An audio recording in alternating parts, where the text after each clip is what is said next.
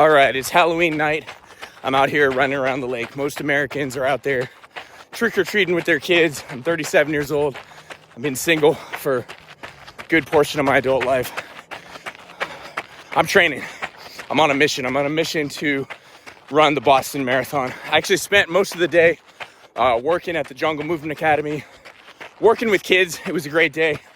We put on a great Halloween event, watching them laugh, play, helping them have fun, passing out candy. But now that it's nighttime, I'm out here training, just doing my thing. It's just another night, just putting on miles.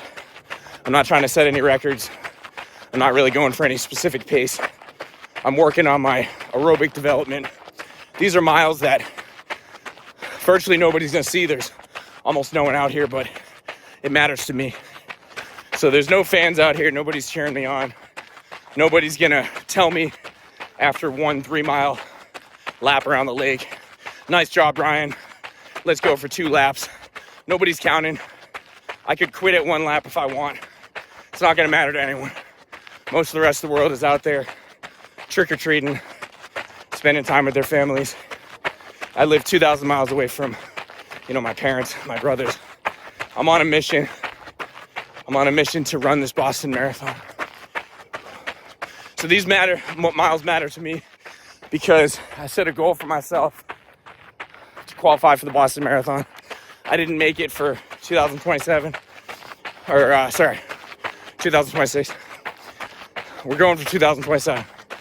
So these are aerobic miles, trying to keep my heart rate pretty low. I'm talking, as you can see, I'm running about 850 pace. When I'm talking and recording a video, it definitely makes my pace go a little bit slower. I've got about a 127 heart rate. So you might ask, why do these miles matter if I'm not running at 7-minute pace or 6:30 pace, any of those paces that are going to either go below or at Boston Marathon pace. So let me explain. When I'm running at this pace, conversational pace, I'm helping to build my aerobic base. I'm helping over time, as long as I do it gradually, to strengthen my tendons, my musculoskeletal system. I'm helping to build mitochondria so that I can better produce ATP. I'm helping my fat metabolism so that I oxidize fat and get better at oxidizing fat. And overall, I'm making myself more efficient as a runner.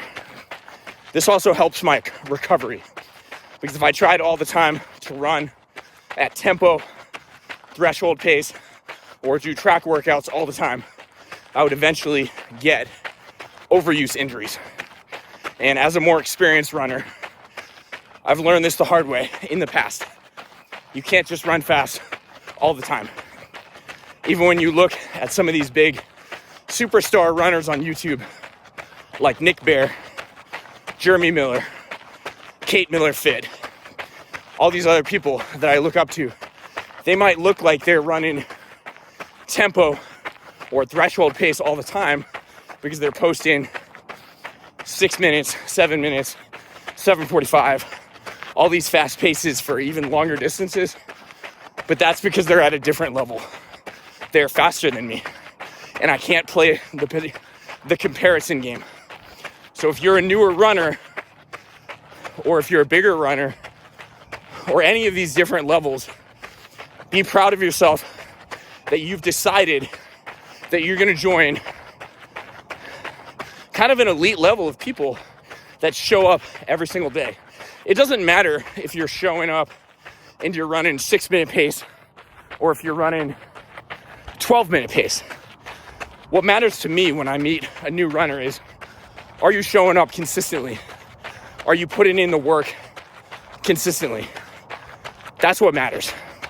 And if you're doing that on a daily basis, the pace doesn't matter as much. Now, of course, if you have specific goals, like you want to qualify Boston, then yes, pace matters. But not on every single run. There are a lot of runs that you should run at a slower pace. You can run at zone 2, which is about 60 to 70% of your max heart rate for a good majority of your runs to build up your aerobic capacity. So don't be afraid to turn on your headset, turn on your phone, listen to some music, zone out, or even listen to the thoughts of your own mind. Get out there and run slow. Whatever that is. Whether your slow pace is 7:05 like Nick Bear, or maybe 8:50 like me, or it might be 12 minutes if you're more of a newer or lesser experienced runner. It doesn't matter. Let's not compare ourselves. Let's just do the best that we can. And if you're showing up every day and putting in those miles when nobody's looking, you are a runner and you are a winner. So get out there, put in those lonely miles, even when no one's watching. Don't expect the results to come in right away if you're a newer runner. But if you can put in those lonely miles, do it consistently for about 90 plus days. It's not going to be easy, but you got to work hard when nobody's looking. That's what tonight is about. I'm putting in those lonely miles in the dark. I'm building my aerobic capacity. I'll catch you guys on the next episode here of Buzzard Track and Field.